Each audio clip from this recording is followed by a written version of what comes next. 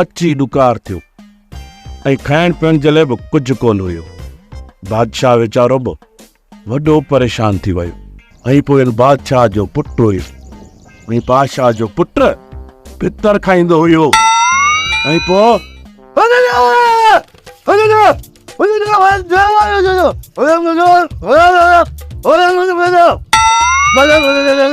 अरे कुंका भित किरई काऊ रहते अड़े छजी वेब छोरा लोला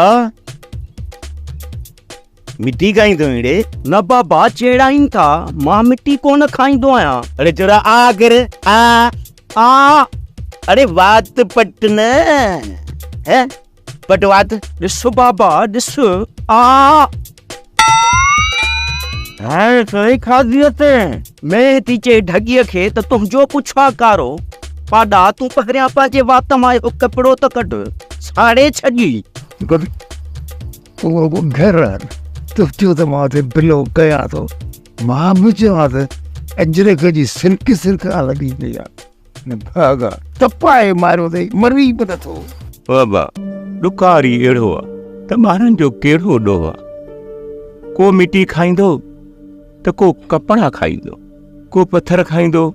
अबा पेट त भरणो ई आहे न। इहा हालत रही ॿार त छा पर असांजा वॾा बि मिटी खाईंदा। अबा दिल न लायो सूमर जो सोण रंग लाईंदो छा ॿुधव अॼु वरी भला कानो कुमारो कयो मन को सावण सुख ॾे। ॻाल्हि सावण जी न आहे। अॼु असां मालिक आहे मोहबत फ़कीर ॾे वियासीं उन आस्थाने ते वेठा। बिस्मिल्लाह बाबा बिस्मिल्लाह। मोहब्बत फ़कीर अल्लाह साईं जो बानो बाबा भला चवे छा पियो। फ़कीर चवे पियो बंदो जॾहिं न नाशुक्री कंदो आहे त मालिक उन जे मथां मुसीबतूं वधाए छॾींदो आहे ऐं बंदो जॾहिं न शुक्र कंदो आहे त मालिक उन जा इम्तिहान वधाए छॾींदो आहे। जेकॾहिं हिन साल वस थी त मालिक जे तरफ़ां नेमत सम्झो ऐं जेकॾहिं वस न थी न त मालिक जे तरफ़ां हिकमत सम्झो। नाशुक्रा न थीजो। सब्र करे मालिक जी उन हिकमत जो इंतज़ारु कजो ऐं जॾहिं न मालिक जी उहा हिकमत तव्हां जे मथां नाज़िल थी पोइ हर नेमत जी तव्हां जे मथां रहमत हूंदी। पर मालिक पंहिंजे ख़ासि बंदनि जे मथां इहा रहमत कंदो आहे। सम्झीस